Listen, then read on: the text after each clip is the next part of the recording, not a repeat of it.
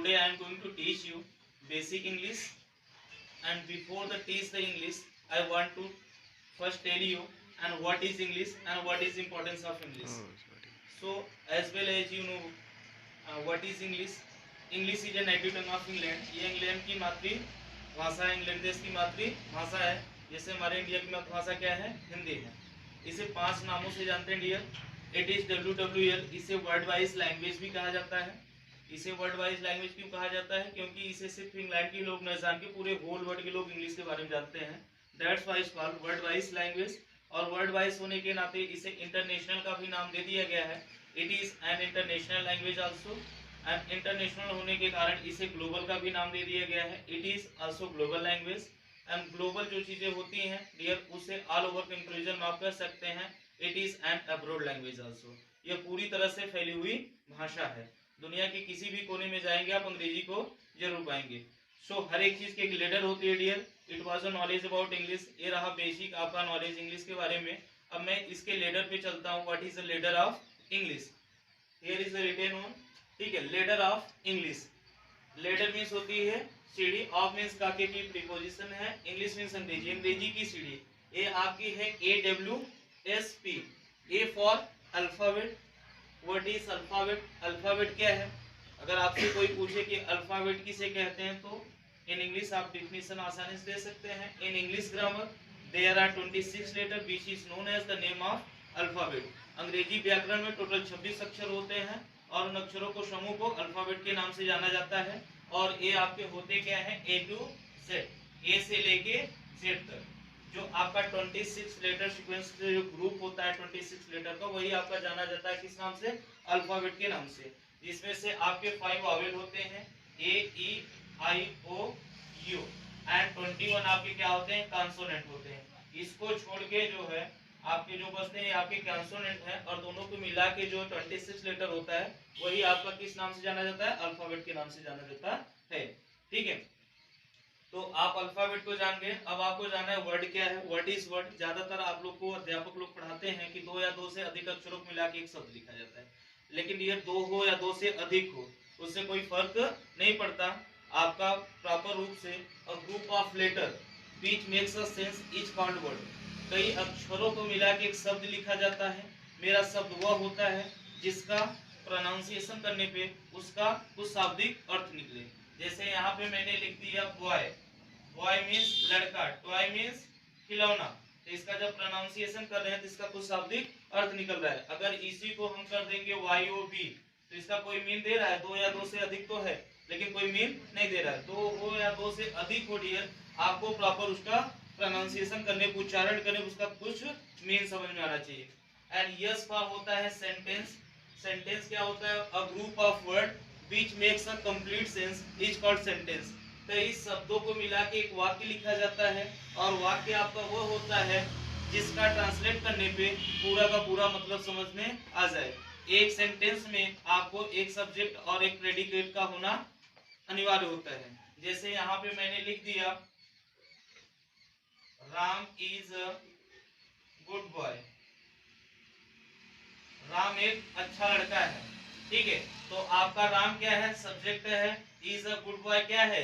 Predicate है। ठीक है, तो अगर यहाँ पे सब्जेक्ट को हटा दूंगा तो ये सिर्फ आपका क्या रह जाएगा? फ्रेज रह जाएगा। ठीक है, आई बात समझ में? तो डियर आपका ये रहा सेंटेंस।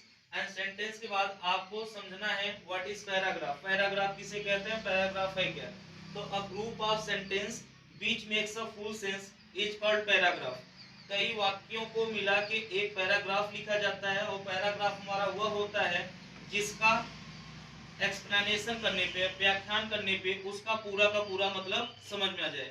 एक पैराग्राफ में मिनिमम 4 लाइंस होती हैं, मैक्सिमम 8 लाइंस होती हैं।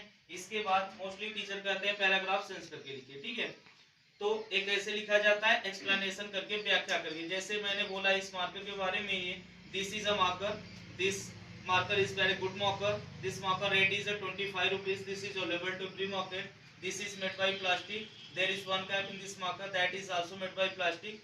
ठीक है, एंड जो मैंने इसके बारे में 4 लाइन 8 लाइन एक्सप्लेन किया, दैट इज कॉल्ड पैराग्राफ। वही आपका क्या कहलाता है? पैराग्राफ। ठीक है, it was a ladder of English, ये रही आपकी अंग्रेजी की सीढ़ी। अब डियर मैं आपको आज के क्लास में नेक्स्ट सेशन आपका आर्टिकल का पढ़ाने चल रहा हूँ। Okay dear, so right now I am going to teach you article. सो आर्टिकल आपको जानना है डियर, आर्टिकल है क्या वास्तविक रूप से आपका, ठीक है। आर्टिकल को आप एडजेक्टिव भी कह सकते हैं, ठीक है।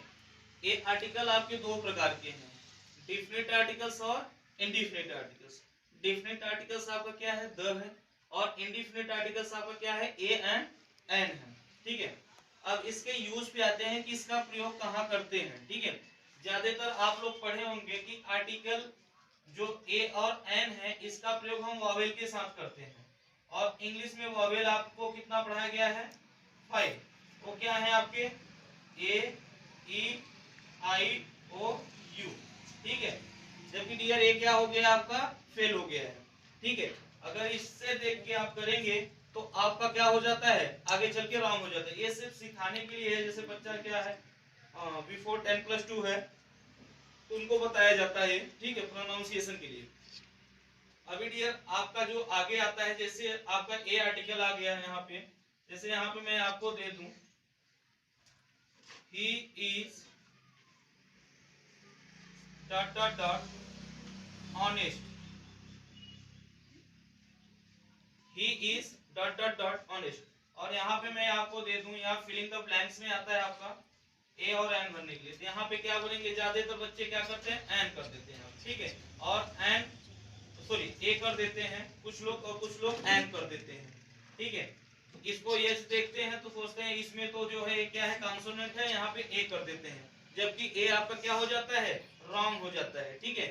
ए क्या है, हिंदी के स्वर में है। जब अंग्रेजी शब्द का पहला उच्चारण हिंदी के स्वर में आए तो वहां पे किसका प्रयोग किया जाता है, आर्टिकल एन का प्रयोग किया जाता है। यहाँ क्या हो जाएगा, अगर इसको करेंगे, he is an honest, he is an honest, ठीक है। तो ए जो एन है ये किसके अकॉर्डिंग लगा, आपके वॉवेल्स के अकॉर्डिंग लगा। जब अंग्रेजी शब्द का पहला उच्चारण हिंदी के स्वर में आए तो वहां पे आर्टिकल एन का प्रयोग करते हैं, और उसके कॉन्सोनेंट व्यंजन में आता है तो वहां पे आर्टिकल ए का प्रयोग करते हैं, ठीक है। लेकिन ये अभी भी ये सेंटेंस आपका रॉन्ग है। रॉन्ग क्यों है, क्योंकि ये आपका क्या, आर्टिकल जो है आपका एक प्रकार का एडजेक्टिव है, और जब ए एडजेक्टिव है तो इस डिमांड द नाउन, एक किसकी डिमांड करता है, नाउन की करता है। या तो नाउन इसके पहले मिले या तो नाउन इसके बाद में मिले। अगर आपको यहाँ पे मैं कर दूं, he is an honest man, he is an honest man, it is a right, because man क्या है आपका, नाउन है, ठीक है। तो जहां भी आपको ऑनेस्ट मिल जाए या फिर जो है कोई एडजेक्टिव मिल जाए तो एडजेक्टिव हमेशा आपको डियर किसका डिमांड करता है, नाउन का। तो आप वहां पे क्या करेंगे, अगर वो कॉन्सोनेंट में रहेगा तो ए का प्रयोग करेंगे, और वॉवेल्स में रहेगा तो एन का प्रयोग करेंगे, ठीक है। तो it was a knowledge about the indefinite articles. इसमें आपको आगे की वीडियो में बताएंगे डियर कि द को कब हम दी पढ़ते हैं और कब हम द को द पढ़ते हैं। अब नेक्स्ट क्लास में आपको स्पेशल द का वीडियो होगा। फिर मिलते हैं नेक्स्ट क्लास में, आपको बाय बाय टू ऑल।